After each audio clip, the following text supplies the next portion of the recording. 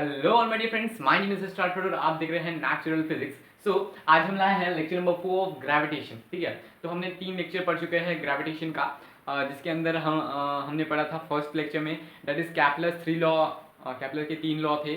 उसके बाद हमने पढ़ा था न्यूटन्स लॉ ऑफ ग्रेविटेशन। उसके बाद थर्ड लेक्चर में हमने पढ़ा था इनवर्स स्क्वायर लॉ, मतलब उसके अंदर हमने डिडक्शन किया था। ठीक है, सो आज का ये लेक्चर होने वाला है relation between big G and small G, जिसे कहा जाता है gravitation constant and small G stand होता है हमारा एक्सेलरेशन ड्यू टू ग्रेविटी के। ठीक है, सो उसके पहले हमें एक छोटा सा टॉपिक क्लियर करना है, सेंटर ऑफ मास, जो सबको पता है।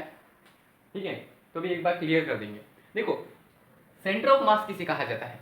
जैसे कि सपोज मेरे पास एक राउंड सरफेस है, जैसे कि एक सर्कल है ये, तो मैं आपको एक क्वेश्चन पूछूंगा कि यहाँ पर इसका सेंटर ऑफ मास कहाँ पर होगा, तो आप बताओगे कि यहाँ पर जो जो भी इसका सेंटर होगा तो यहाँ पर सेंटर ऑफ मास होगा। ठीक है, तो ये पॉइंट सी जो है वो हमारा एक सेंटर ऑफ मास है। ठीक है, तो अब सेंटर ऑफ मास एक्चुअल में होता क्या है? तो देखो, इस यूनिवर्स में हर एक ऑब्जेक्ट के पास उसका खुद का एक मास है, उसका खुद का एक वेट नहीं बोलेंगे हम, इसको मास ही बोलेंगे, क्योंकि weight is the force due to gravity. Weight एक फोर्स है, वेट एक फोर्स है, बस मास फोर्स नहीं है। वेट हर अलग अलग जगह पर अलग अलग होता है, जैसे कि अर्थ पर कुछ है तो मून पर कुछ अलग होगा उसका वेट किसी ऑब्जेक्ट का। बट मास मतलब उसके अंदर कितना सब्सटेंस भरा हुआ है उसको डिनोट करता है। तो यहाँ पर centre of mass, centre of mass का मतलब है centre of the mass of object. मतलब जहां पर लेट्स सपोज हमारे पास एक ऑब्जेक्ट है जिस जो सर्कुलर है, तो उसका सेंटर ऑफ मास उसके सेंटर में हो। ठीक है, तो अभी सेंटर ऑफ मास एक्चुअल में होता क्या है कि हमारे पास कोई भी ऑब्जेक्ट है तो उसका एक सेंटर होगा या कोई ना कोई एक पॉइंट होगा जहां पर पूरा का पूरा मास कंसंट्रेटेड हो सकता है। सिर्फ हम इमेजिन करते हैं। ठीक है, ऐसा हो सकता है या नहीं हो सकता वो तो बात की बात है, बट हम एक इमेजिनेशन करते हैं कि जो भी ऑब्जेक्ट है तो उसका पूरा जो मास है वो किसी एक पॉइंट पर कंसंट्रेटेड होता है, जैसे कि सिर्फ एक पॉइंट पर पूरा का पूरा मास डिपेंड करता है, तो इसे बोलते हैं सेंटर ऑफ मास। जैसे कि आपके पास एक प्लेट है, खाने की प्लेट है, तो उसके जब सेंटर में आप एक उंगली रखोगे तब वो बैलेंस कर जाएगी, और छोड़ो बैलेंस कर जाएगी, क्यों? क्योंकि उसका सेंटर ऑफ मास उसके सेंटर में था, उसके बीच में था। वैसे ही कोई इनरेगुलर प्लेन, जैसे कि अगर हमारे पास कोई एक रेक्टेंगुलर शेप है तो इसका सेंटर ऑफ मास कहाँ पर होगा? जहां पर इसके डायगोनल इंटरसेक्ट कर रहे होंगे। ठीक है, और जहां पर परपेंडिकुलर ऐसा फॉर्म, तो आपने ऐसे ज्योमेट्री में पढ़ा हो, तो जहां पर डायगोनल इंटरसेक्ट करते हैं स्क्वायर के अंदर, रेक्टेंगल के अंदर, वहां पर उसका सेंटर ऑफ मास रहता है। ठीक है, ये आप पढ़ चुके हो, और कहीं पर इनरेगुलर प्लेन में भी कहीं पर होता है, तो उतने झंझट की बात है नहीं ये। ठीक है, सेंटर ऑफ मास आप ऐसे अज्यूम कर सकते हो कि एक ऐसा पार्ट ऑब्जेक्ट का जहां पर पूरा का पूरा जो मास है वो कंसंट्रेटेड है, मतलब हम अज्यूम करेंगे कि उस पॉइंट पर पूरा का पूरा मास भरा हुआ है। हाँ ठीक है, तो ठीक है, relationship between big G and small G. अब ये बिग जी है वो है ग्रेविटेशनल कांस्टेंट, तो हमने पढ़ा था पिछले लेक्चर में 6.67 इंटू 10⁻11, ये था उसका नंबर ग्रेविटेशनल कांस्टेंट का। तो यहाँ पर क्या दिया है? हाँ, if m is the mass of a earth and r is the distance between the body of the earth is shown in figure 4.5, then the gravitational force of attraction between this is given by the Newton's law of gravity. सुनो, अगर हमने माना कि हमारे अर्थ पर एक, ठीक है, हमारे अर्थ का मास है m, mass of earth is m। ठीक है, उसके बाद इसको m1 लेंगे। ठीक है, तो mass of object is m2। ठीक है, mass of object is m2, यहाँ पर m1 लिया और यहाँ पर m2 लिया। ठीक है, तो उसके बाद जो हमारा अर्थ है वो कुछ ऑब्जेक्ट नहीं, या वो जो ऑब्जेक्ट है वो बॉल होगा, कुछ भी होगा, तो वो कुछ ना कुछ डिस्टेंस है ग्राउंड से उसका। ठीक है, तो जो डिस्टेंस है, डिस्टेंस ऑफ, बराबर बोल रहा हूँ, आज द डिस्टेंस बिटवीन बॉडी, हाँ, the distance of object from earth is r। ठीक है, r हमारा डिस्टेंस है। तो अगर मैंने बोला देखो यहाँ पर एक अर्थ है, मैंने अर्थ ड्रॉ ये हमारा प्लैनेट है और यहाँ पर कहीं पर वो ऑब्जेक्ट है, ठीक है, और यहाँ पर हमारा सेंटर है, ये हमारी सरफेस। तो मैंने अगर आपको बोला कि ये थोड़ा सा करीब है, तो अगर आप इसको अप्रोक्स माने रेडियस, इसको अप्रोक्सीमेटली रेडियस मान सकते हैं हम, ठीक है। तो हमारा एक फॉर्मूला आएगा न्यूटन्स लॉ ऑफ ग्रेविटेशन के अंदर। तो हमने पढ़ा था F is equal to G m1m2 upon r square, ये वाला फॉर्मूला, ठीक है। तो अगर हम इसको स्प्लिट कर दें, अगर हम इसको g की जगह पर लें, यहां पर एक छोटा g लें, मतलब एक्सेलरेशन ड्यू टू ग्रेविटी, तो यहां पर g is equal to G m1, m ही होगा, m1 लिखने की जरूरत नहीं क्योंकि यहां पर m2 है, जी m अपॉन r स्क्वायर। तो ये हमारा फॉर्मूला बन जाएगा एक्सेलरेशन ड्यू टू ग्रेविटी। और यहां पर सुन लो, यहां पर जो g है ग्रेविटी, ये g जो है ना वो है कांस्टेंट, ग्रेविटेशनल कांस्टेंट। यहां पर मास ऑफ प्लैनेट ले सकते हो, मास ऑफ प्लैनेट, और यहां पर रेडियस की डिस्टेंस,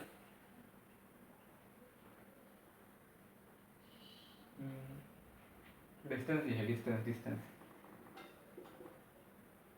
यहाँ पर डिस्टेंस हो सकता है जिसके भी बीच में ग्रेविटेशनल फोर्स लगाना है।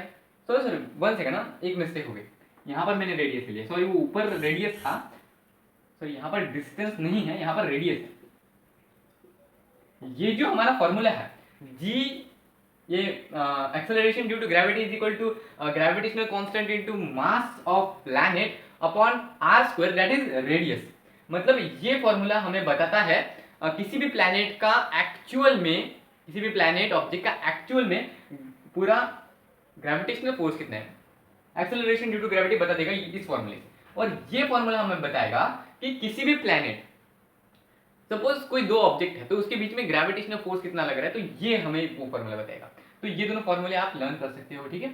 तो हम एक एग्जांपल सॉल्व करेंगे इस फॉर्मूले के ऊपर। तो हाँ, ग्रेविटेशनल कांस्टेंट का मैं एक बता रहा था ना, तो वो था 6.67 इंटू 10⁻⁻11, ये उसकी वैल्यू है, ठीक है। तो एक सिंपल सा क्वेश्चन, ये एक बहुत छोटा सा लेक्चर होने वाला है क्योंकि इसमें कुछ उतना खास है नहीं, आगे के लेक्चर में देखेंगे कुछ खास हुआ तो बताएंगे, ठीक है। तो यहाँ पर हमारा मास ऑफ अर्थ दिया है, अर्थ का मास दिया है, दैट इज कितना है 6 इंटू 10⁻24 kg, 6 इंटू 10⁻24 है कि 34 है, हाँ 24 है, ठीक है 24 kg। उसके बाद क्या है, रेडियस ऑफ अर्थ, रेडियस दिया है कितना है 6400 kilometre, 6400 kilometre, that is equal to, हमें इसको एसआई सिस्टम में कन्वर्ट करना पड़ेगा, हाँ। तो that is equal to 64 into 10⁻5 metre, 64 into 10⁻5 metre. आप इसको 6.4 इंटू 10⁻6 मीटर भी लिख सकते हो, ठीक है।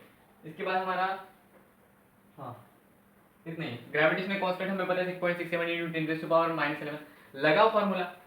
हमें इसमें क्या निकालना है, mg that is equal to small g, ठीक है।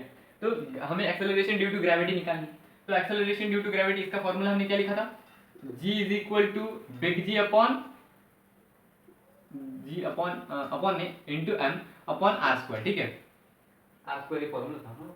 इसके बाद so acceleration due to gravity constant 6.67 into 10⁻11 into कर दो, कितना है 64 इंटू 10⁻5 मीटर, ये मीटर वैसे बाद में लिख सकते हैं हम, ठीक है, अपॉन कितने आर स्क्वायर, रेडियस का स्क्वायर, हाँ यहाँ पर 24 चाहिए था, ये मास ऑफ प्लैनेट है ना 24, हाँ यहाँ पर क्या है 6 इंटू, हाँ यहाँ पर रेडियस में 64 इंटू 10⁻5। हमने लॉ ऑफ इंडक्सेस में पढ़ा था कि देखो पहले आप इनकी पावर, ये 10 यहाँ पर कर लो, पहले कितना होगा करीब, हाँ ये वैल्यू ऊपर जाएगा, सब्ट्रैक्ट होगी इसकी पावर इसके साथ। तो इसका एक्चुअल में जब आप पूरा ये इंटरनेशनल सिस्टम है, तो इसको जब आप सॉल्व करोगे हमारा एक वीडियो देखने के बाद, अगर आपको आता है तो अभी सॉल्व कर लो, हम इस पर टाइम नहीं वेस्ट करेंगे सॉल्व करने में, तो आप सॉल्व कर लेना। इसके बाद इसकी वैल्यू आएगी अप्रॉक्स 9.8 मीटर पर सेकंड। ऐसे तो 9.8 अप्रॉक्स आती है, बट 9.77 ऐसे आएगी मीटर पर सेकंड स्क्वायर। तो ये अपना acceleration due to gravity on the earth surface, ठीक है। इसके बाद और एक एग्जांपल देखेंगे, जुपिटर का है क्या? हाँ, the mass of radius of planet Jupiter. हाँ, जुपिटर का है, जुपिटर, ठीक है। ये जुपिटर का एक क्वेश्चन सॉल्व करने के बाद ये लेक्चर खत्म करेंगे। क्या है? हाँ, जुपिटर का मास कितना है? जुपिटर का मास है, कहाँ पर है जुपिटर? 2 × 10⁻27 kg। बाप रे, 27, एक सेकंड ना, 10⁻27 kg है। उसके बाद उसका रेडियस, रेडियस तो बहुत ज्यादा है भाई अर्थ से। 7 × 10⁻7 मीटर, 7 × 10⁻7 मीटर। कहाँ पर हमारा 6 × 64 × 10⁻5 मीटर था, यहाँ पर 7 मीटर है, ठीक है। ओके, सो लगाओ एक फॉर्मूला फिर से, वो था G = Gm/r²।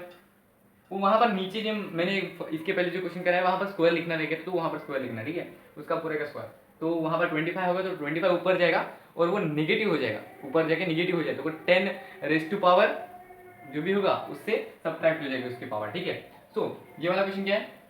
G कितनी है? ये 6.67 × 10⁻11 इंटू m मास 2 × 10⁻27, ओके, अपॉन भाई कितना है तू, कितना है? हाँ, 7 × 10⁻7, इसको होल ब्रैकेट स्क्वायर कर दो, that is equal to 714।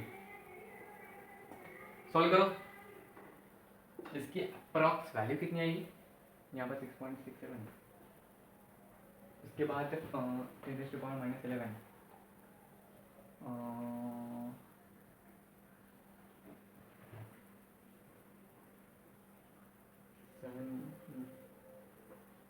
I think so 20, उसके बाद 20 हो गया, हाँ 27 आएगा, और उसके बाद 0.22, हाँ 27.22 मीटर पर सेकंड। शायद यहाँ पर 22 भी नहीं होगा, 20 के आसपास, 20-30 के आसपास ये पॉइंट में आ जाएगा, बट 27 करेक्ट है, ठीक है। तो जुपिटर का एक्चुअल में जो एक्सेलरेशन ड्यू टू ग्रेविटी है, तो वो 27 मीटर पर सेकंड के आसपास है, ठीक है। तो ऐसे हम फाइंड कर सकते हैं सिर्फ उसके मास और रेडियस से। किसी भी प्लैनेट का मास और रेडियस हमें पता हो तो उसकी एक्सेलरेशन ड्यू टू ग्रेविटी हम निकाल सकते हैं। तो यही हमारा आज का लेक्चर था। आई होप सो यहाँ तक आपको समझ में आया होगा। If you like this video then subscribe to this channel and hit the bell icon and share this video to all of your friends. So thanks for watching this video.